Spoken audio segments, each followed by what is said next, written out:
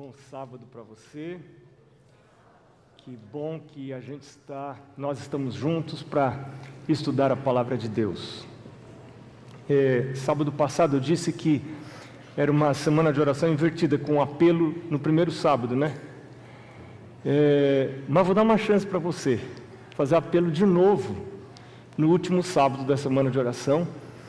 Mas o apelo é agora, no começo do sermão, não é pelo final do sermão, não.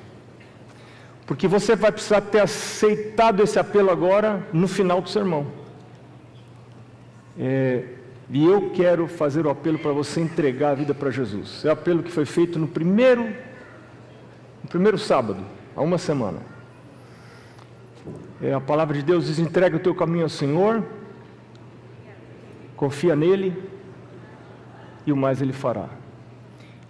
Entregar o caminho ao Senhor é que a partir de agora ele é dono do seu caminho. E eu durante essa semana contei para você algumas das histórias das minhas lutas para fazer as entregas. E eu continuo em lutas. Por exemplo, eu recomendei para você o meu podcast no Spotify. O título do meu podcast é Primum, com M no final, Primum Deus. Você pode procurar pelo meu nome também, Marcos Bonfim, só que o meu Bonfim é com M no meio. Bonfim, tudo com M, né? Mas no episódio 278, por exemplo, você vai ver que a gente vai amadurecendo, vai crescendo e ainda vai lutando para confiar em Deus. E o título desse episódio é Minha Luta para Confiar. Como quando a gente se mudou, saímos do Brasil, né, por chamado de Deus, para trabalhar para o Pai do Céu. E eu confesso para você que eu vacilei na minha fé. Eu conto essa história de maneira resumida, são 30 minutinhos só, no episódio 278. Eu quero recomendar também o episódio 274. Esse eu também conto uma outra história. Bom, e eu espero ter tempo de contar uma historinha que envolve essa igreja no final dessa mensagem. Mas eu quero apelar você para entregar a vida ao Senhor e renovar essa entrega cada manhã.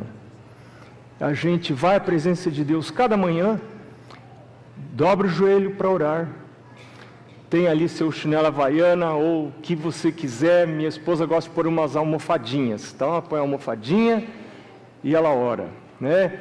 E de uns tempos para cá nós temos orado juntos quase toda manhã. E eu vou falar uma coisa para você: nosso amor cresceu. Bom, a gente vai ficando velho e vai aprendendo a amar. Amor é uma coisa que a gente não sabe o que é quando é novo.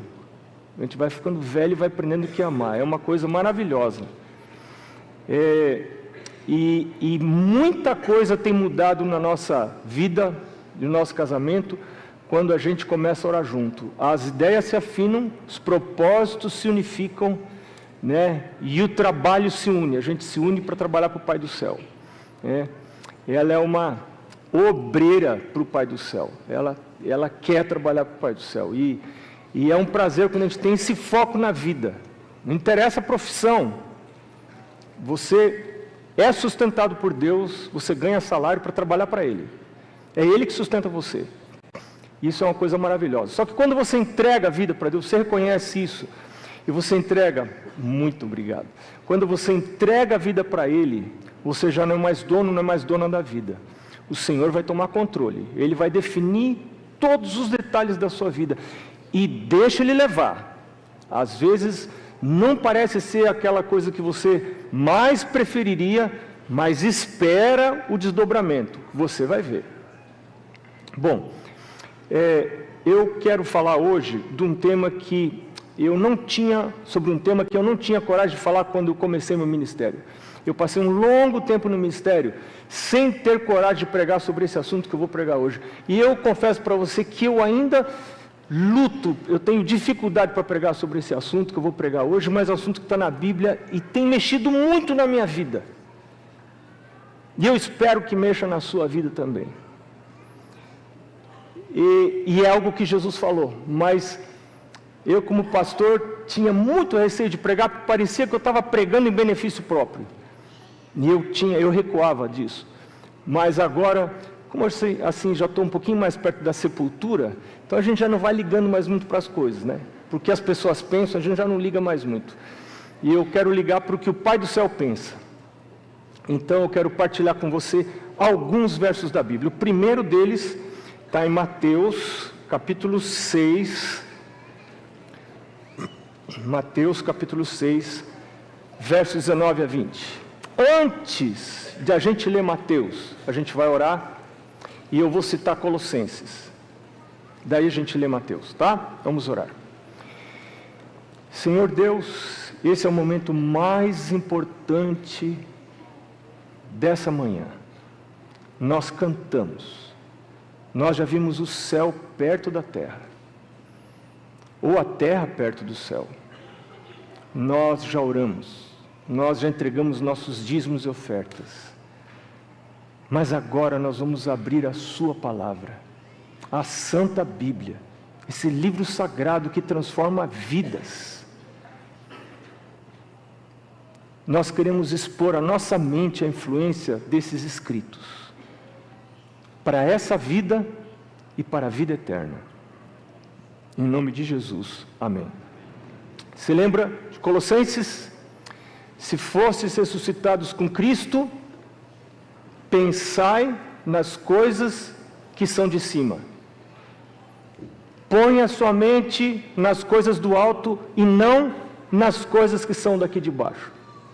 É uma luta, porque nós vivemos num mundo que nos distrai. Nós temos entretenimentos que nos distraem. Nós temos cores que nos distraem. Nós temos tantas coisas que nos distraem. Tem uma compositora, eu esqueci o nome dela agora, uma compositora cega que compôs vários hinos e vários deles estão no nosso cenário. E eu esqueci. Isso mesmo, é ela mesmo. Eu não estou escutando o que vocês estão falando, mas é ela mesmo. E ela disse assim, se Deus chegasse para mim hoje e falasse, eu vou dar a visão de volta para você. Ela disse, eu ia falar, não, Senhor, eu não quero mais ver.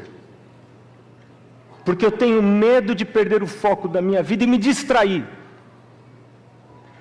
E é uma coisa interessante, eu tenho tido muita dificuldade de organizar o meu dia e as coisas que eu tenho que fazer. Orar e fazer exercício, etc. E eu tenho saído de madrugada, escuro ainda, para fazer minha caminhada de oração. Hoje mesmo fiz minha caminhada de oração por aqui. Escuro. E é bom que é escuro porque eu não enxergo as coisas. E lá na minha casa, às vezes, acontece alguma coisa, fui dormir tarde, eu acordo mais tarde, vou sair de dia para fazer caminhada de oração. Não funciona direito porque os meus olhos ficam vendo as coisas, eu fico distraído. Essa bênção que Deus me deu de poder enxergar, acaba me prejudicando. Qual bênção que Deus tem dado para você que está prejudicando sua comunhão com Ele? Quando Satanás não consegue fazer a gente se desviar de Deus por causa de coisas ruins, ele usa coisas boas até para nos desviar de Deus. E ela disse, eu não quero mais ver, eu quero morrer desse jeito, cega, porque eu quero ter foco nas coisas de Deus. Como que eu posso fixar os olhos no céu, na nova terra, e praticar isso na minha vida diária? E eu quero dar para você algumas sugestões hoje. Tem um aspecto da vida que me ajuda a pôr esse foco nas coisas de Deus.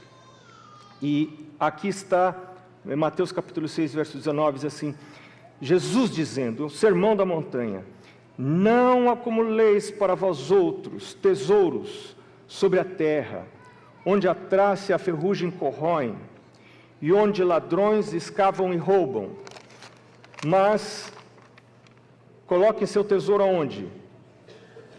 Ajuntai para vós outros tesouros no céu, onde traça nem ferrugem corrói, e onde ladrões não escavam nem roubam, porque onde está o teu tesouro, aí estará o teu coração e os teus olhos. Eu quero continuar a leitura. São os olhos a lâmpada do corpo. Se os teus olhos, se o teu foco, se o teu alvo de busca forem bons, todo o teu corpo será luminoso.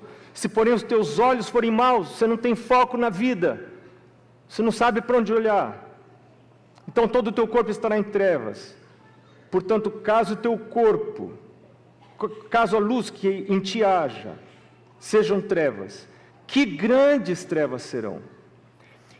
Ninguém pode servir a dois senhores, porque ou há de aborrecer-se de um e amar a outro, ou se devotará a um e desprezará o outro. Não podeis servir a Deus e as riquezas. Tem gente que pensa que o Senhor está fazendo uma comparação aqui entre buscar a Deus e buscar o diabo. Ser influenciado por Deus e ser influenciado por diabo. Que os dois senhores seriam ou Jesus e Deus ou o diabo. Mas claramente aqui Jesus está falando que o que rivaliza com Deus aqui não é o diabo, mas sim o dinheiro. E hoje nós temos no mundo mais gente devota ao consumismo do que ao satanismo. A gente tem um relativo medo do diabo, mas não tem nenhum receio de dinheiro. A gente acha que dinheiro é coisa boa, e é mesmo, pode ser coisa muito boa. Mas ele pode rivalizar com Deus e a minha busca pela vida eterna. E quando Jesus diz: não ajunteis para vós outros tesouros na terra, tem gente que pensa que Jesus está dizendo que é pecado ou é errado ajuntar dinheiro para a gente mesmo, mas não é isso que o verso está dizendo. O verso não está dizendo, Jesus aqui não está dizendo que é errado juntar dinheiro para mim. O que o verso está dizendo, e que Jesus está dizendo, que eu não devo juntar tesouros na terra. Não porque seja errado, é porque é uma tolice. Tudo aquilo que a gente ajuntar aqui na terra, a gente vai perder. E eu daqui a pouco eu vou contar uma história para vocês, de como eu estive para perder tudo. Ainda não perdi, mas sei que vou perder logo mais, daqui a pouco. Falta pouco para eu perder, né? Já só mais uns aninhos, se muito, para eu perder tudo. Vou perder tudo. E você também, não sei quanto tempo vai levar para você perder, se Jesus vai perder de qualquer jeito, a gente vai perder de qualquer jeito, né? Ou pela morte, ou pela volta de Jesus. A palavra de Deus diz que quando Jesus voltar, os elementos incendiados se desfarão. E quem não perdeu até ali, vai perder tudo ali, porque tudo vai queimar, tudo será destruído. E essa loucura da gente ajuntar as coisas e guardar as coisas, vai virar nada. Mas Apocalipse 18 prediz que o sistema econômico mundial, capitaneado por Babilônia, vai entrar em um colapso. Tudo que você tem investido, tudo que você tem guardado, vai ser perdido. Leia Apocalipse capítulo 18, que você vai ver que os mercadores da terra lamentam dizendo: ah, grande Babilônia, nós nos enriquecemos pelo teu comércio, mas agora está tudo perdido. E se você não perder nessa circunstância, você vai perder em outra circunstância. Jesus diz ali em Mateus 24, falando da queda de Jerusalém, mas estendendo essa profecia para o futuro, diz: quando você vir o abominável da desolação, onde não deve estar, larga tudo e foge.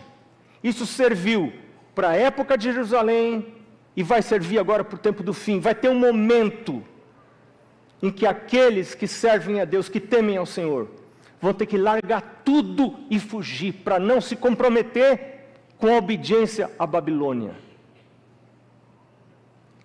E algumas pessoas que estiveram apegados às suas coisas materiais, vão reagir como a mulher de Ló, e como o jovem rico. O jovem rico chegou até Jesus conversou com o próprio Jesus, mas quando foi confrontado com a sua necessidade espiritual de deixar tudo, ele recuou e não obteve a salvação, não teve a vida eterna. E a mulher de Ló, quando foi chamada a fugir pela vida, ela não queria sair da casa que com tanto esforço ela e o marido construíram, da cozinha maravilhosa que ela tinha, os tapetes, as tapeçarias dela, as cortinas, as coisas lindas que ela tinha, ela não queria deixar para trás. E quando ela estava fugindo, porque o fogo ia cair sobre Sodoma, ela olha para trás, significando apego àquilo que estava destruindo a vida espiritual da família. E ela se torna uma estátua de sal. E Jesus diz: lembrai-vos da mulher de Ló, porque será como nos dias de Noé. Os homens comiam, bebiam, casavam, se davam-se em casamento, viviam a vida normal. Mas o fim chegou. Assim será nos dias da vinda do Filho do Homem. E aí ele logo em seguida diz: lembrai-vos da mulher de Ló. Por que eu tenho que lembrar da mulher de Ló? Porque estas coisas competem com a minha salvação, com a minha vida eterna. E a gente fica cortando volta para falar dessas coisas. Eu não quero que Deus me ajude a não cortar volta, falar sobre essas coisas. Porque essas coisas podem me tirar da vida eterna.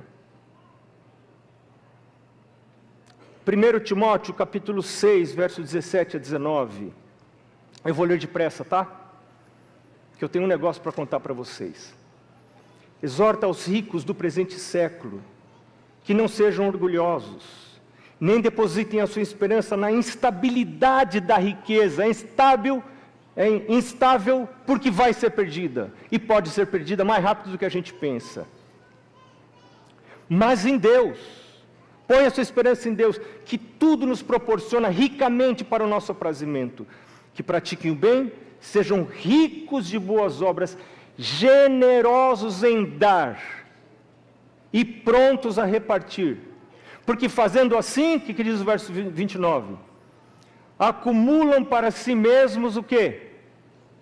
Tesouros, sólido fundamento para o futuro, a fim que se apoderarem nisso quando? Lá na vida eterna. Jesus fala isso: ajunta tesouro no céu.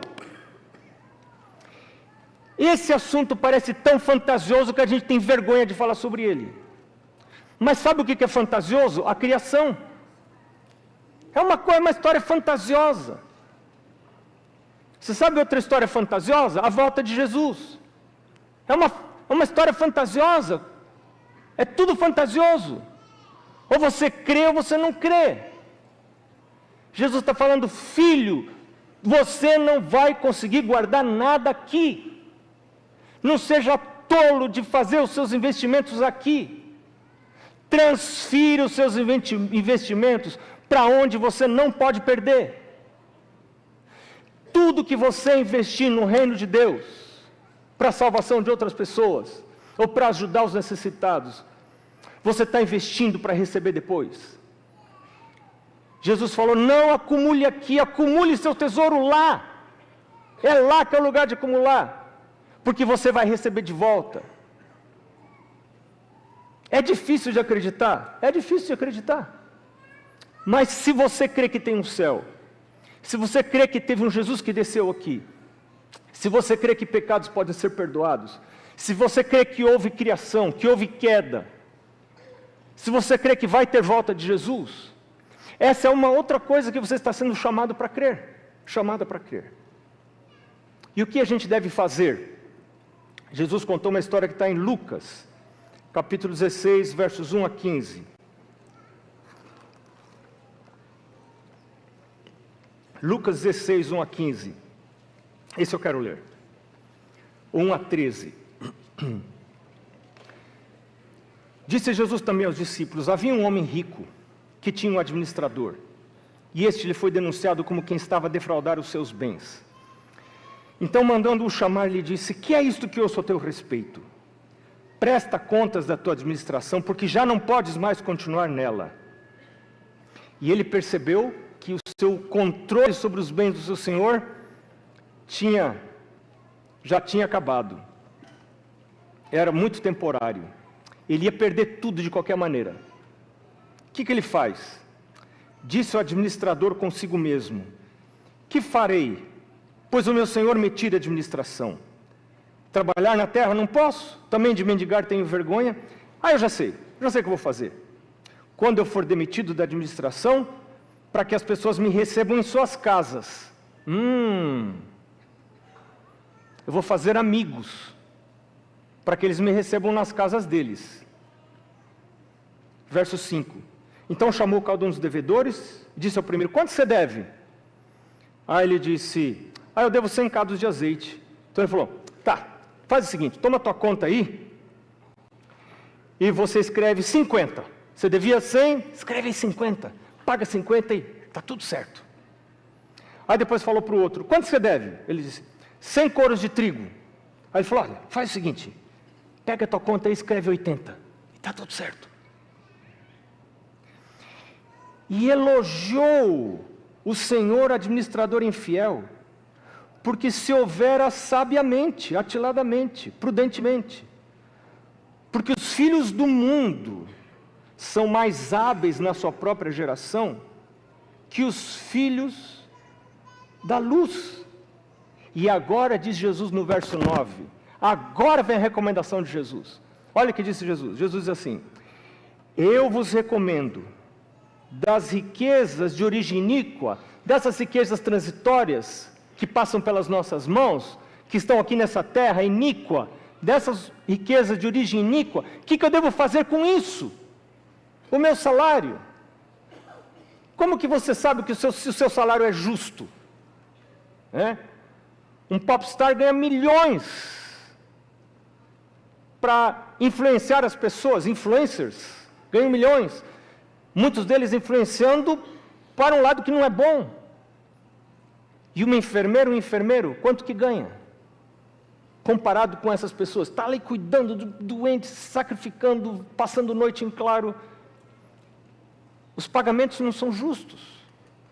Dessas riquezas de origem injusta, Jesus está dizendo: eu recomendo para vocês, faça amigos com essas riquezas, para que quando essas riquezas faltarem para você, e vão faltar, elas vão faltar, não está longe o dia dessas riquezas faltarem, esses amigos vos recebam nas moradas eternas, nos tabernáculos eternos. E Ellen White fala: quem são esses amigos? Jesus e os anjos. Faça amigos com essas riquezas injustas, transitórias, que estão passando na sua mão, para que quando essas riquezas faltarem, esses amigos recebam você nas moradas eternas. Jesus disse: se eu for e vos preparar lugar, voltarei e vos levarei para mim mesmo, para que onde estou, ali estejais. Já não vos chamo servos, senão vos chamo amigos, disse Jesus. E aí ele diz: quem é fiel no pouco, também é fiel no muito. Quem é injusto no pouco, também é justo no muito. Se não vos tornastes fiéis na aplicação dessas riquezas daqui, de origem injusta, quem vos confiará riquezas eternas, a verdadeira riqueza? E aí o verso 13: ninguém pode servir a dois senhores, e assim, assim, assim. Eu quero contar para vocês algo que começou aqui nessa igreja, quando eu tinha aproximadamente 11 anos. Essa igreja, esse templo aqui não existia ainda. Nós nos reunimos ali no Salão Nobre, e num sábado pela manhã, eu estava desenhando, e minha mãe deixava eu desenhar coisas do sermão. Não podia desenhar monstro, tal. Não. Filho, você está na igreja, desenha alguma coisa que o pastor está falando. Então eu lá desenhando. E o pastor começou a pregar sobre, gente, um tema assim que realmente não me atraía: mordomia cristã. Mordomia cristã para uma criança de 15 anos. Assim, no meu desenho, o que eu vou desenhar, né? Mas você sabe, eu não me esqueço do dia, não me esqueço do pastor e do sermão. Pastor Josino Campos. Poucos aqui se lembram dele. Estava aqui nessa época. E ele começou a explicar esse negócio de dízimo e oferta. Dízimo eu já conhecia, mas oferta eu não conhecia. Ele mostrou lá que em Malaquias, quando o povo pergunta para Deus, em que te roubamos? Deus fala assim, nos dízimos e nas ofertas. Ele falou, a nossa responsabilidade com Deus só começou quando a gente devolve o dízimo, mas tem a oferta é tão importante quanto o dízimo. Eu falei, minha nossa, para mim devolver o dízimo já era uma coisa muito grande, já era demais. Eu me lembro assim que, às vezes, eu ganhava um dinheirinho e eu já ficava feliz e meu pai falava assim, lembra do dízimo? Ai, puxa vida, aquilo me estragava, né? E eu devolvi o dízimo porque meu pai insistia que eu devia devolver o dízimo. Mas agora o pastor está dizendo que ainda tinha oferta. Aquilo para mim foi demais. Mas ele foi explicando e eu comecei a prestar atenção. Aí ele foi dizendo assim, que o plano de Deus não é, o plano regular, não é a gente entregar a oferta porque a gente é generoso, porque a gente é bondoso, porque a gente é legal, porque a gente tem sentimentos bons. Não. A oferta deve ser entregue quando Deus se mostra generoso para conosco. Então não sou eu que dou, é Deus que me dá. E eu não dou oferta quando a igreja precisa, mas é quando Deus me dá. Eu comecei a achar aquilo muito interessante, sabe? E eu fui entendendo, com 11 anos, fui entendendo aquilo. Aí o pastor falou assim, quando Deus não dá nada para você, você não dá nada para Ele. Nunca vi um pastor falando que não era para dar nada. Primeira vez na vida que eu ouvi, né? Então, Deus não deu nada para você, você não dá nada. Deus dá 0 para você, você dá 0 de dízimo, você dá 0 de oferta. E você é fiel. Falei, caramba, gente. Aí ele perguntou assim, quantos de vocês não têm renda aqui? Aí eu já estava engajado no sermão, né? Aí eu levantei a mão, que eu não tinha renda. E algumas pessoas mais levantaram a mão. Aí ele falou assim, olha, é o seguinte, você que não tem renda, que ganha 0, essa é a melhor época de você se tornar um pactuante. Você fala assim para um dizimista, vou devolver o dízimo e vou ter um pacto de percentual, vou escolher uma porcentagem do que Deus me der, eu vou dar o dízimo mais essa porcentagem do meu salário de oferta. E eu fiquei pensando, mas como é que eu vou fazer isso se eu ganho 0? Aí ele explicou, ele falou assim, você ganha 0, quanto que é dízimo de 0? É 0. E vamos supor que você decide dar para Deus 5% da sua entrada de oferta. Então, quanto que é 5% de 0? É 0. Aí se Deus dá 0 para você, e você é dizimista e pactuante, você dá 0 de dízimo, 0 de oferta, e você é completamente fiel. Falei, que legal, eu pensei, que legal, eu dou 0 e sou fiel. Achei assim demais a ideia, né? Aí ele falou, mas aí você pode orar a Deus, falar, ó Deus, eu estou aqui, né? O senhor agora sabe que agora eu sou um dizimista, eu sou um pactuante. De tudo que o senhor me der, eu vou devolver o dízimo e mais um X porcentagem que eu já orei, já falei para Deus, de oferta. Então, se o senhor quiser que recursos cheguem para avançar a pregação do Evangelho para o senhor voltar logo, me dá alguma entrada, me dá alguma coisa, que o senhor já sabe que vai ter dízimo, vai ter oferta. E eu, moleque, 11 anos, falei, gostei desse negócio. Aí eu fiz minha oração, Senhor, me dá um dinheiro. Você sabe que estava começando a construção dessa igreja aqui. Aí o pastor falou assim, quem é que quer dos meninos vir ajudar à tarde aqui, a carregar carrinho de mão com umas pedras airadas que tem aqui embaixo? E a gente entrava aqui, jogava o carrinho aqui, voltava lá, buscava e jogava o carrinho aqui, que eles queriam inaugurar a igreja. Aí eu pensei, eu vou lá, e o pastor falou, eu vou pagar por cada carrinho, ele pagava assim uns centavos, não sei quanto era, mas muito carrinho ia ganhar alguma coisinha, né? E eu vim, e eu ganhei meu primeiro dinheirinho. E você sabe que naquela manhã de sábado, eu fiz o meu pacto com Deus. Que eu tenho até vergonha de contar para vocês, de devolver o dízimo, e eu tinha muito medo de fazer o pacto com Deus, finalmente eu fiz, de ofertas, 1%, era o que eu pensava, vou dar era o número menor que eu conseguia imaginar, mas daí o pastor falou assim, mas lembra que essa porcentagem aí, representa a sua gratidão a Deus, né? Ai, lascou, porque eu tinha sido curado, minha mãe sempre contava, você foi curado por Deus, nós dedicamos você para Deus, tem que ser muito grato a Deus. Todo aniversário tinha uma oferta especial que eu tinha que levar na escola sabatina, para agradecer a Deus. Eu tenho que ser grato a Deus. Então, não dá, tem que aumentar. Mas assim, muita relutância, eu aumentei para 1,5%. Aí eu vim com os carrinhos, né? Tentei com os meus amigos com esses braços super musculosos, né? Carregando os carrinhos de mão aqui e tal. Ganhei uns trocadinhos. Aí eu sentei para calcular o dízimo. Gente, quem disse que eu conseguia calcular 1,5% daquela merrequinha que eu ganhei de carregar os carrinhos aqui? Que conta mais difícil? 1,5%. Que coisa difícil de fazer. E assim começou a minha jornada. Depois eu comecei a namorar com a Mari. E um pouquinho antes de casar, eu falei para ela assim, eu queria saber se, falava para Deus, Deus, é com ela que eu tenho que casar ou não? Eu quero os sinais do Senhor. Aí eu pensei, vou falar com ela sobre essa história de dízimo e pacto. Vai que eu caso com uma menina, a menina fala assim, você está doido? Ficar dando dinheiro para os outros? Não concordo não. E já estou casado, o que eu vou fazer? Então, antes de casar, um dia numa excursão, eu fui conversar com ela, nessa excursão, dentro do ônibus. Eu limpei minha garganta e falei, olha, eu queria casar com você, você já sabe, né? Mas o que você acha, se a gente casar, você concordaria da gente devolver o dízimo e mais uma porcentagem? Eu fiz um pacto com Deus. Nessa época eu já estava trabalhando, eu era professor de música, em escolas adventistas aqui perto, Vila das Belezas, Lapa, Cidade de Mar. E eu ganhava um salarinho já. E eu disse para ela, você concorda? Ela falou, nossa, que legal, eu não faço isso, mas eu quero fazer. Eu concordo sim, vamos fazer.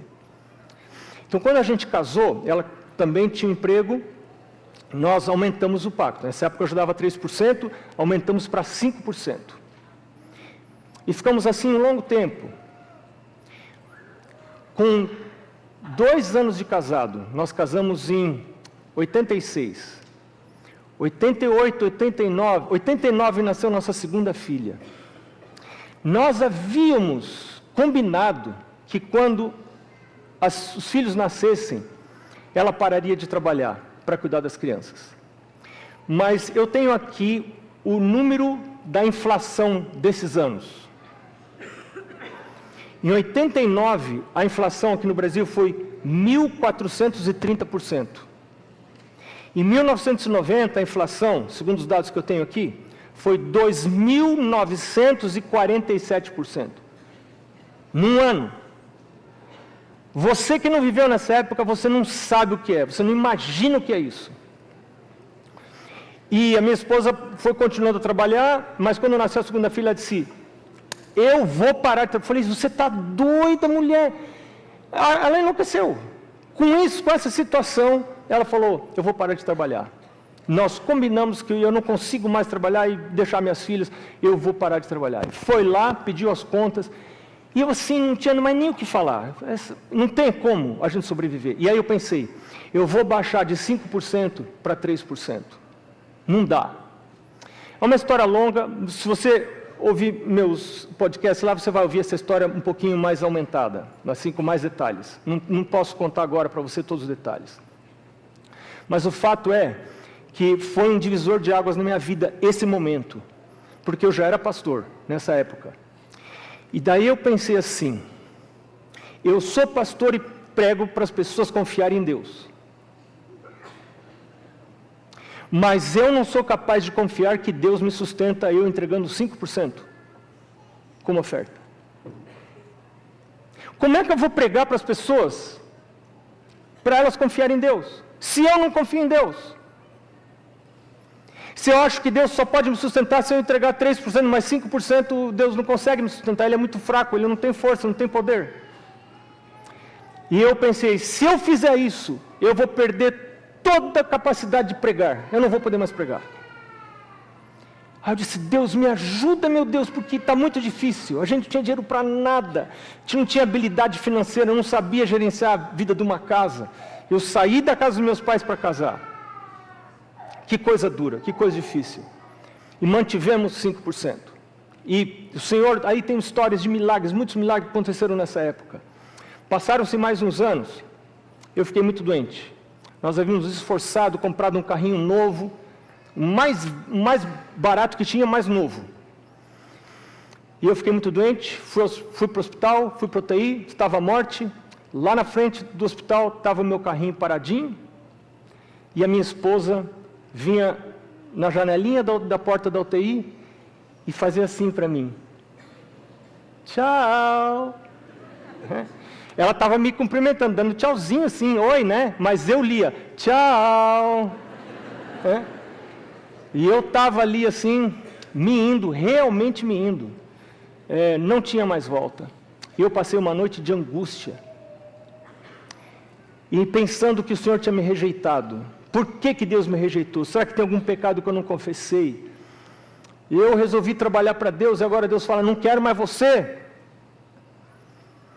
E eu tinha tudo para crer naquilo. E eu pensei, se eu crer que Deus me rejeitou, eu estou perdido. Quem sabe eu estou perdido de qualquer jeito. Então eu vou fazer o seguinte, eu vou me perder crendo. Crer é uma escolha. Você escolhe crer ou você escolhe descrer? Crer é uma escolha, e você hoje pode escolher. Crer ou não crer. Ou duvidar. Eu não tinha outra opção. Naquela noite, moribundo, eu resolvi crer. Ele falou, se Deus não me quiser, eu contei pedaço dessa história ontem à noite, e Deus está me chutando, eu vou agarrar nos pés que me chutam. O Senhor pode me chutar, mas eu vou morrer, vou me perder querendo me salvar. Vou querendo o Senhor. E você lembra que a palavra de Deus diz, aquele que vem a mim, de maneira nenhuma lançarei fora. Deus me salvou. Eu fiquei um mês no hospital, mais de uma semana na UTI. E dali de dentro do hospital, Deus me chama para trabalhar num campo lá em Santa Catarina como diretor de mordomia cristã. O quê? O quê? Não sabia direito. O que é isso, Senhor? O que eu faço? Como é que faz esse trabalho? Você vai falar sobre esses assuntos aqui. Gente do céu, mas ninguém quer ouvir sobre isso. Quem que quer ouvir sobre isso? Por que eu estou contando isso para você hoje? Eu estou contando isso para você hoje para você entender que esse assunto envolveu muita dor na nossa vida. Mas quando nós fomos para lá, para Santa Catarina, minha esposa trabalhava, ela era professora na escola da Igreja Central Paulistana. Porque a gente se mudou, minha esposa perdeu o trabalho. Nós ficamos só com um salário. E indo trabalhar para falar sobre esses assuntos, lá em Santa Catarina, eu comecei a perguntar para Deus, Deus, o que o Senhor quer que eu faça? Como é que o Senhor quer que eu trabalhe? E uma das primeiras igrejas que fui visitar foi a igreja do pastor André. Eu nunca vou me esquecer, uma semana de oração lá na Igreja Central de Blumenau. Ali que eu conheci o pastor André, os pais dele, a família dele, e ficamos amigos ali. E eu estava assim, dando os primeiros passos, não sabia o que fazer. Aí eu comecei a ler um livro que eu recomendo você ler esse livro. Um livro forte. Chama-se Conselho sobre Mordomia. Leia esse livro. Esse livro mexeu comigo, mexeu com o meu casamento. Porque mexe com as motivações mais íntimas da gente. E lendo esse livro, era como se eu escutasse Deus falando para mim, filho, você está entregando 5% como oferta do seu salário. Isso você já acostumou com esses 5%. Agora você vai pregar sobre esse assunto, você precisa de um desafio maior. Para você ter experiência para contar. Você tem que ter história para contar. Você tem que viver o que você está pregando. Agora, entregando 5% que você estava entregando, isso já não significa mais nada para você. E eu entendi que eu precisava dobrar a oferta. Com a minha esposa tendo perdido o trabalho. Eu fui falar com ela, pensando assim, tomara que ela fale não. Tomara que ela fale não, porque é uma loucura, né? E eu fui conversar com ela e falei, bem, a gente está trabalhando nessa área na igreja, o que você acha de a gente dobrar o pacto? E de 5% para 10%. Ela nem piscou, ela falou, mais claro? Eu falei, ai. Lascou, né? Eu falei, então, Senhor, nós ajoelhamos, Senhor, nós vamos dobrar nossa oferta. Gente, a gente não tinha dinheiro para nada. Nada, nada, nada. E às vezes você ouve pregações dizendo assim, devolve o dízimo, entrega a oferta, que você vai ficar rico, vai nascer dente de ouro na sua boca, você vai ter carro de luxo. Não é verdade. Não é verdade. E hoje eu entendo diferente isso. Sabe como é que eu entendo? Deus fala assim, filho, eu quero que você devolva o dízimo e oferta. Sabe para quê? Para você ter menos. Sabe por que eu quero que você tenha menos? Tendo menos, você precisa orar mais. Você não vai ter outra opção. Quando você tem muito dinheiro na mão, você não precisa orar. Eu quero comer aquilo, vai lá e compra. Eu quero comprar essa roupa, vai lá e compra. Eu quero esse outro sapato, vai lá e compra. Mas quando você não tem dinheiro e você precisa de um sapato, você tem que orar. E a gente descobriu o que é isso. Tendo que orar para poder comprar roupa. E o Pai do Céu mandar roupa na nossa casa. Porque a gente não sai pedindo, né? A gente tem um pouquinho de dignidade, assim. Ei, me dá uma roupa. O que é isso? Ninguém vai fazer um negócio desse, né? Ei, me dá um sapato. Não, você não faz isso. Mas você pede para quem? Para o seu Pai. Pai nosso que estás nos céus. E você viu a equação? Você tem menos dinheiro, mas você tem mais fé, porque você exercita a fé. Você tem que falar com o Senhor. Os seus olhos ficam lá em cima, grudados lá em cima. Quando sua conta está cheia de dinheiro, o seu olho está aqui. Você não precisa do Pai. Você não precisa orar. Então você dá para ter menos. E menos é mais. E menos é mais. E a gente teve essa experiência. Eu não posso contar mais para você, você vai ouvir mais histórias lá no meu podcast. No Spotify. Ou no Apple Podcast. Também está o mesmo conteúdo. Mas nós trabalhamos anos nessa área. E Deus foi nos chamando a aumentar essa porcentagem. Nós fomos aumentando essa porcentagem. Nesse episódio que eu mencionei para vocês, 278, eu conto numa época que nós diminuímos essa porcentagem. Por falta de fé. E como Deus nos guiou com amor, com misericórdia. Deus é um Deus tão misericordioso, Ele vê, tadinho, Ele não confiou, olha aí. Filho, eu vou ajudar você, vamos lá, vamos junto. Eu vou ajudar você a viver pela fé. Nem só de pão vive o homem, mas de toda a palavra que sai da boca do Senhor. Vá para o deserto, sai do Egito, vá para o deserto. É quando você sai da segurança do Egito e você vai para o deserto, que o Senhor derrama o maná. Você não vai ver maná se você ficar no Egito.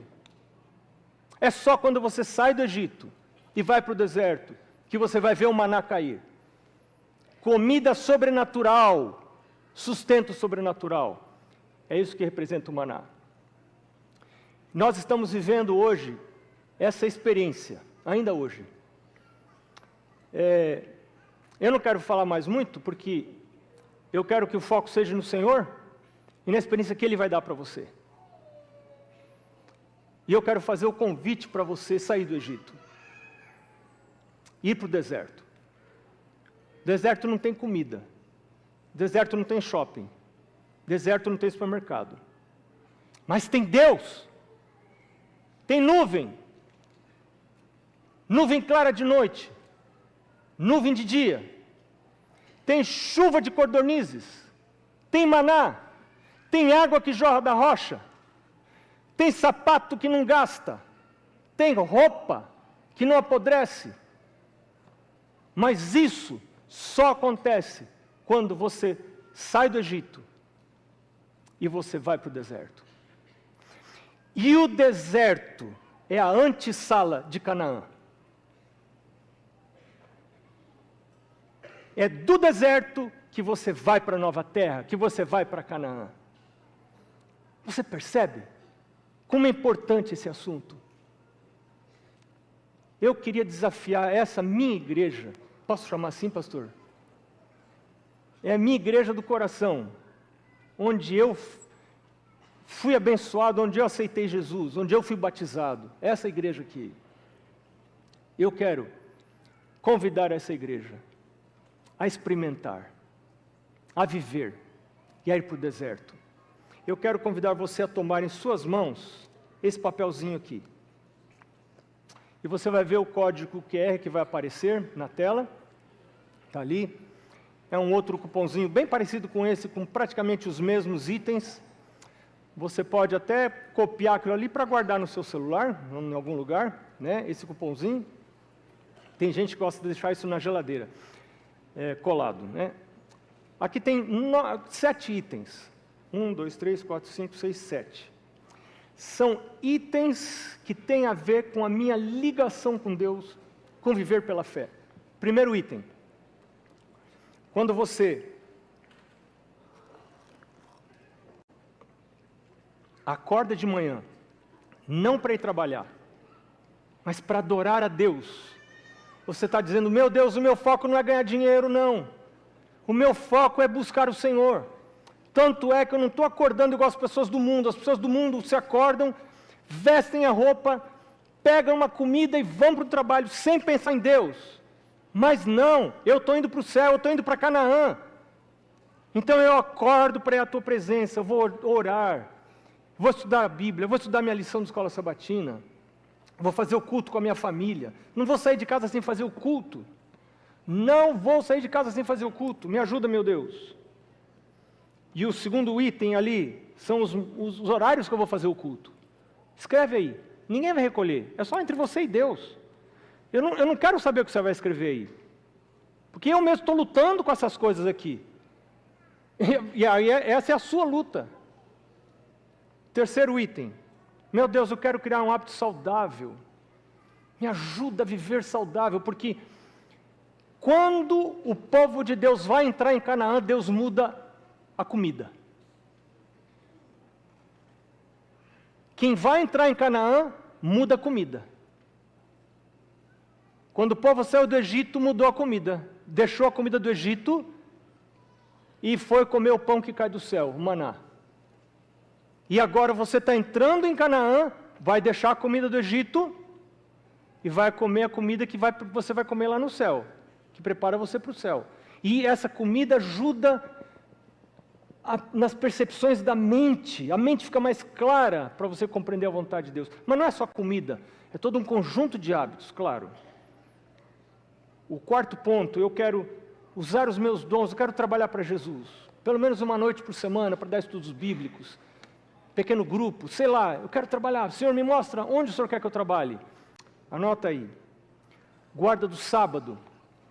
Por que eu guardo o sábado? Para separar um dia completo para a presença do Senhor. Você não vai trabalhar? Não. Você não vai ganhar dinheiro nesse dia? Não. Sabe por que eu não vou ganhar dinheiro nesse dia? Porque com isso eu digo, quem me sustenta é Deus. É Deus que me sustenta. A coisa está pegando fogo lá fora da igreja. O povo trabalhando, ganhando dinheiro, porque a vida é uma loucura. Mas eu paro um dia para olhar para cima. Pensa nas coisas de cima. Pensa no céu. Um dia. E é por isso que eu devolvo o dízimo também.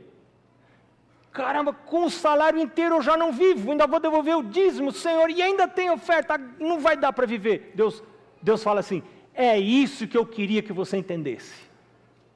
Você chegou no ponto que eu queria, que não dá para viver. Aí você dobra o joelho. Aí você se humilha. E aí você diz, meu Deus, se o Senhor não derramar o maná, eu não vivo. E você aprende a confiar no Senhor e a viver de fé. O justo viverá pela fé. E é por isso que você tem que devolver o dízimo. Não é para ajudar a igreja. Não é para ajudar missionários. Isso é o que a igreja vai fazer com esses recursos. Mas não é por isso que você tem que devolver. Você tem que devolver para aprender a ter fé, para aprender a confiar no Senhor. Então eu quero convidar você para escolher, no último item, tem um espaçozinho ali, na última linha, a porcentagem, vou falar as palavras que o pastor Josino falou e que mexeram na minha vida até hoje, dentro dessa igreja. O pastor Josino falou assim: escreve aí a porcentagem que o Espírito Santo está impressionando você a escrever. E eu falo, desafio você, escreve qualquer porcentagem que o Espírito Santo impressionar. Se a sua fé está pequenininha como era a minha lá, põe 1%. Não tem problema. Se isso é a medida de gratidão que você tem. Eu estou falando igual o pastor Josino, né? Mas escreve alguma coisa aí. Não deixa passar a impressão que o Espírito de Deus está colocando sobre você agora. E enquanto você está fazendo isso, eu quero convidar você para a gente cantar de novo aquele hino que a gente cantou a semana toda. Vamos cantar? E você vai pensando, vai orando e vai escrevendo.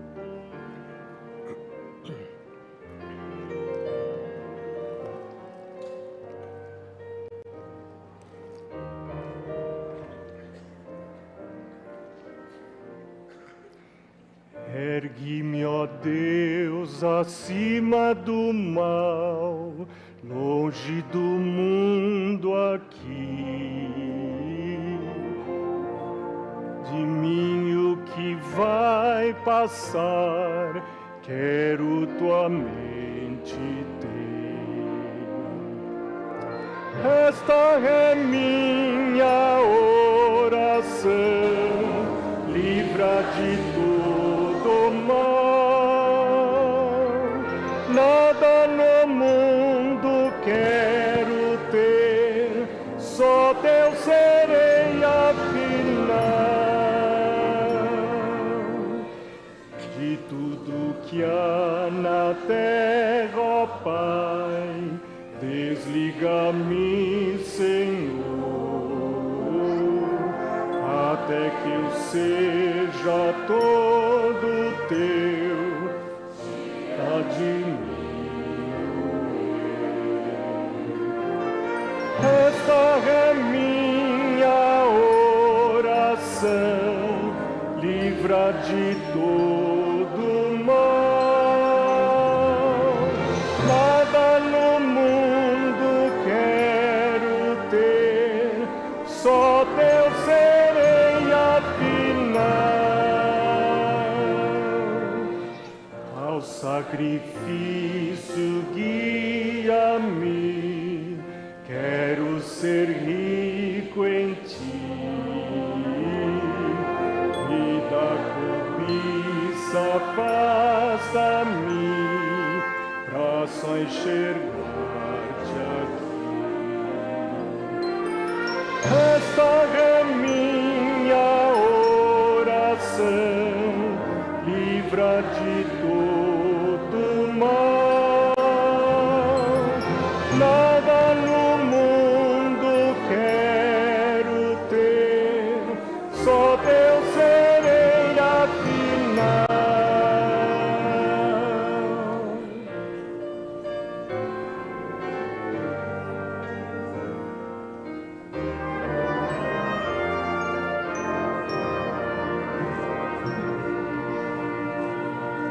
Nada na terra buscarei, tudo aqui vai passar. Que meu amor esteja em ti, é minha petição. Esta é minha oração, livra de todo mal. Nada no mundo buscarei, final.